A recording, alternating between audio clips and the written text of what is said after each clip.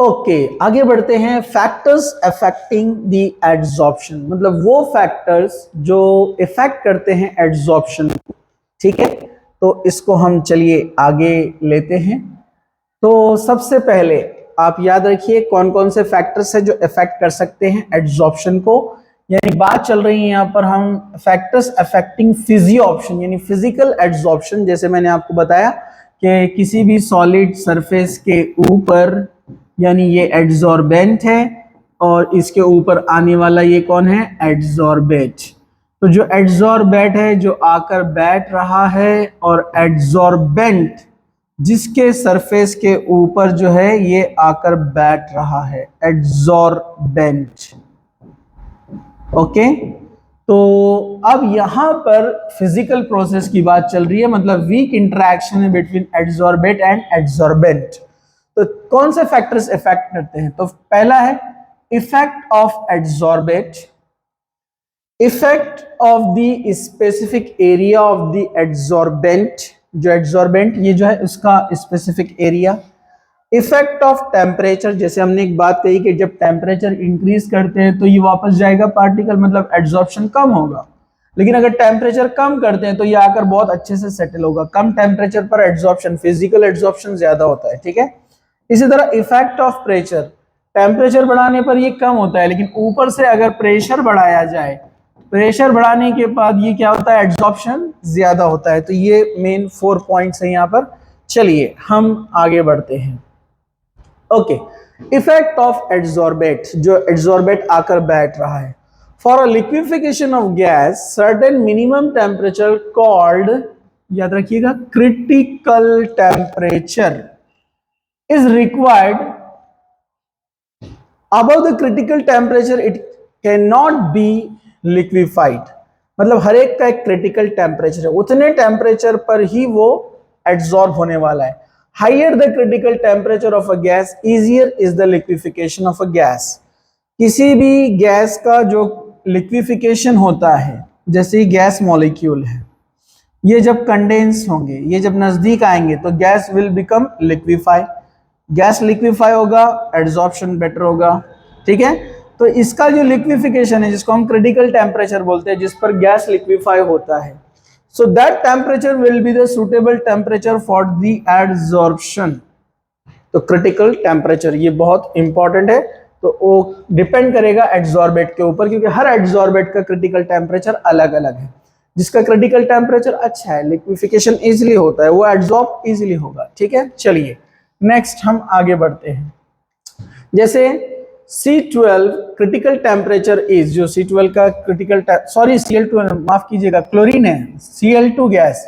अगर आप Cl2 gas लेते हैं तो Cl2 गैस में यहाँ पर टेम्परेचर कितना है उसका critical, 417 kelvin. So as temperature less than 417 kelvin is needed to liquefy it, whereas N2 critical temperature is nitrogen का 126। मतलब जो क्लोरीन है इसका जो क्रिटिकल टेम्परेचर है 417 है। So a temperature less than 417 is needed to liquefy it. और nitrogen का कितना है यहाँ पर, 126 केल्विन। मतलब अगर हमको क्लोरीन को अच्छे से एड्सॉर्ब करना है यहाँ पर सरफेस के ऊपर, तो टेम्परेचर 417 से लेस चाहिए। अगर नाइट्रोजन गैस को एड्सॉर्ब करना है तो 126 केल्विन के नीचे चाहिए। जहां से कोई गैस लिक्विड में कन्वर्ट होती है हम उसको कहते हैं लिक्विफिकेशन। तो जितना कम टेम्परेचर रहेगा वो बहुत अच्छे से लिक्विफाई होगा और उतना जल्दी वो सेटल होगा और एड्सॉर्ब होगा। तो ये पॉइंट आप याद रखिए। चलिए हम आगे बढ़ते हैं। तो some critical temperatures are given here. देखेंगे आप यहाँ पर अलग अलग क्रिटिकल टेम्परेचर दिए गए हैं। तो इन टेम्परेचर के नीचे टेम्परेचर रहा इनके, तो ये स्पेसिफिक जो रेस्पेक्टिव गैसेस है वो एड्सॉर्ब हो सकती है। ठीक है, तो critical temperature decreases, adsorption increases. Ease of liquefaction, मतलब जितना, जैसे ये 430 केल्विन पर इसका लिक्विफिकेशन है, मतलब SO2 गैस के मॉलिक्यूल नजदीक नजदीक आ जाते हैं, मतलब गैस लिक्विड बन जाता है एट 430 केल्विन। तो जितना कम टेम्परेचर नीचे रहेगा उतना ज्यादा लिक्विफिकेशन होगा। ठीक है, मतलब जैसे फॉर एग्जांपल 430 पर इतना अमाउंट ml में एड्सॉर्ब होता है 380। लेकिन अगर आप नीचे जाते हैं 400, 350, तो उतना ज्यादा इसका ml बढ़ता जाएगा, मतलब उतना अमाउंट एड्सॉर्ब होता जाएगा। तो ये समझा आपको। तो critical temperature decreases, ease of liquefaction decreases, adsorption decreases। Okay, तो लिक्विफिकेशन, ये पॉइंट आपको समझा। क्रिटिकल टेम्परेचर डिक्रीजेस, अगर क्रिटिकल टेम्परेचर डिक्रीज हो गया, ईज ऑफ लिक्विफिकेशन डिक्रीज, उसका जो लिक्विफिकेशन होना है वो कम होते जाएगा। ठीक है, तो as liquefaction decreases adsorption also decreases. चलिए हम आगे बढ़ते हैं। Rate of adsorption and the surface area, इसको थोड़ा सा ध्यान से देखिए आप लोग।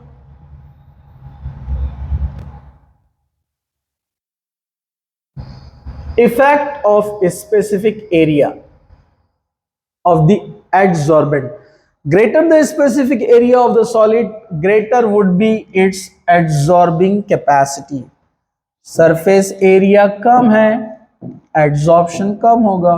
सरफेस एरिया ज्यादा है, एड्सॉर्प्शन ज्यादा होगा। तो ये तो सिंपल है, rate of adsorption is directly proportional to surface area.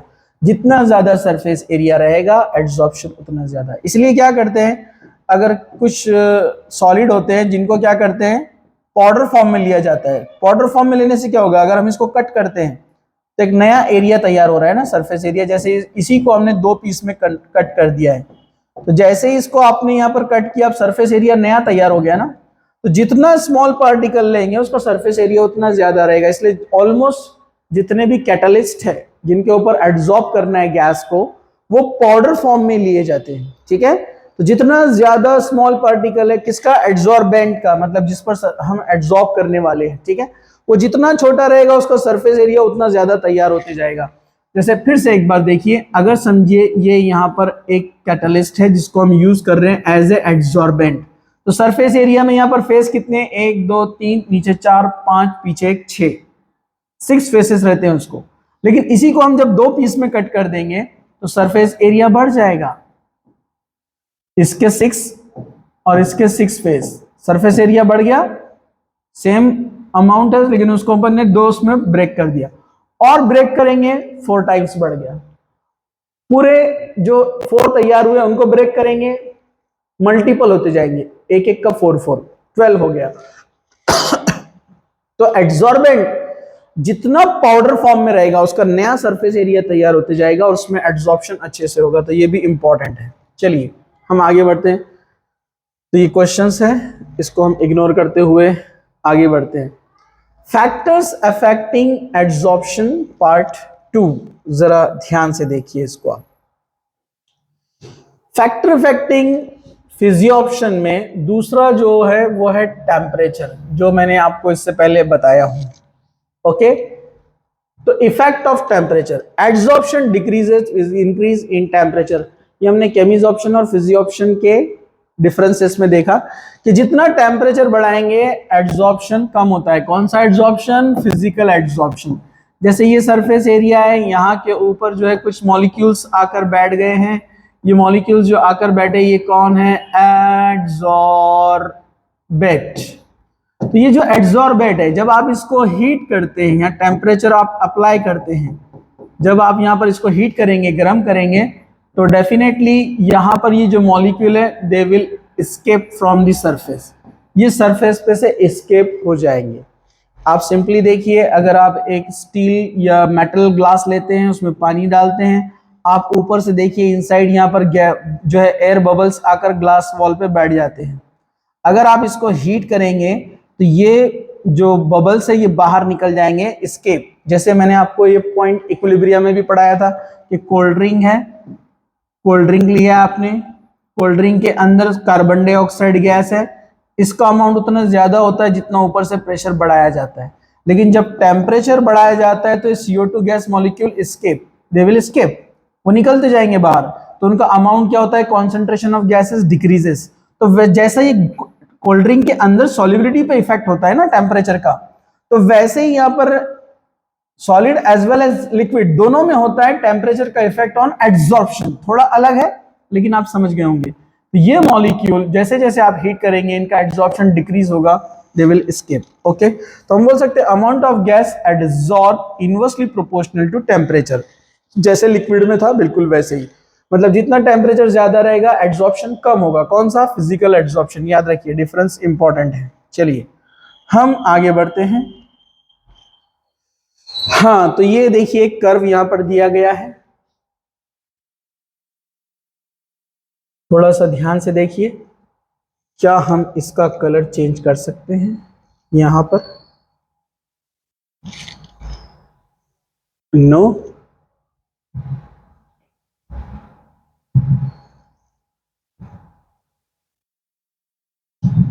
हाँ, थोड़ा सा हम इसको देख सकते हैं वैसे।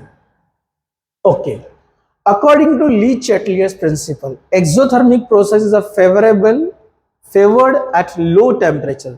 जो एक्सोथर्मिक, ली चैटलियर प्रिंसिपल ने कहा कि लो टेम्परेचर पर एक्सोथर्मिक प्रोसेस फेवर होता है। ये हमने पॉइंट पढ़ा है इक्विलिब्रिया के अंदर,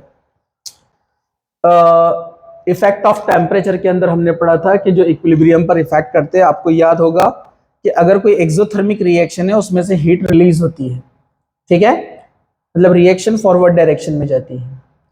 लेकिन अगर हम उसको हीट करें तो वो रिवर्स डायरेक्शन में मूव होती है।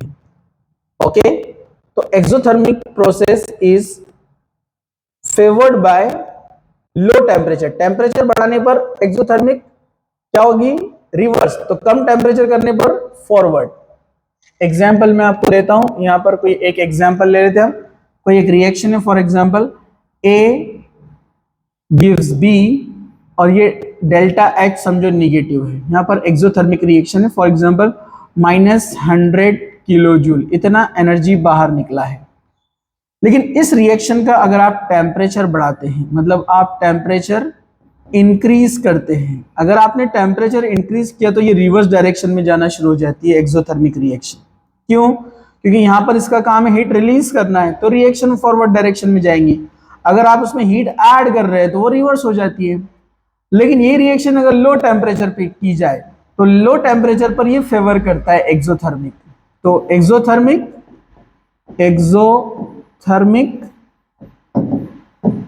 Favoured by low temperature. Low temperature favour करेगा। जैसे अगर ए से बी जा रहा है, 100 किलो जूल बाहर निकल रहा है, आपने टेम्परेचर कम किया इधर, तो रिएक्शन और रेडी है आगे मूव होने के लिए, they are ready to release more energy. तो ये आपको पॉइंट याद रखना है, ठीक है। तो यहां पर आप देखेंगे x/m जो रेशियो है टेम्परेचर के साथ साथ में आप देखेंगे डिक्रीज हो रहा है। x अमाउंट है, दिख रहा है आपको यहां पर, ये कर्व आपको बता रहा है ये नीचे जा रहा है धीरे धीरे, ठीक है। चलिए, तो वैसे हम इसके बारे में और अभी डिस्कस करेंगे आगे। For physisorption adsorption isobar will be like this. Okay, चलिए अब हम आगे बढ़ते हैं। तो एड्सॉर्प्शन ऑफ, यहां पर effect of pressure, and increase in pressure cause an increase in the magnitude of adsorption of a adsorbent. जितना आप प्रेशर बढ़ाएंगे, जितना आप प्रेशर बढ़ाएंगे एड्सॉर्प्शन बढ़ेगा। अगर आप प्रेशर बढ़ाते हैं तो एड्सॉर्प्शन विल इंक्रीज। जैसे टेम्परेचर ने डिक्रीज किया फिजिकल एड्सॉर्प्शन को, प्रेशर क्या करता है? इंक्रीज करता है, ठीक है। चलिए हम आगे बढ़ते हैं। फिर यहां पर थोड़ा सा हमको इसको रीअरेंज करना होगा, थोड़ा प्रॉब्लम है। Okay, it involves high activation energy, so increase the rate of adsorption increases maximum and then decreases। Temperature के साथ साथ क्या होगा? क्रिटिकल टेम्परेचर की हम बात कर रहे थे अभी, जो एक पॉइंट मैंने पहले आपको बताया उसमें थोड़ी सी मिस्टेक हुई थी, वो आप याद रखना है कि क्रिटिकल टेम्परेचर जितना कम होता जाएगा एड्सॉर्प्शन कम होगा, पहले इंक्रीज देन डिक्रीज। तो यहां पर आप देखेंगे ये एड्सॉर्प्शन का जो रेशियो है x/m, तो x/m को आप देख रहे हैं यहां पर, जितना ज्यादा, 1 मिनट,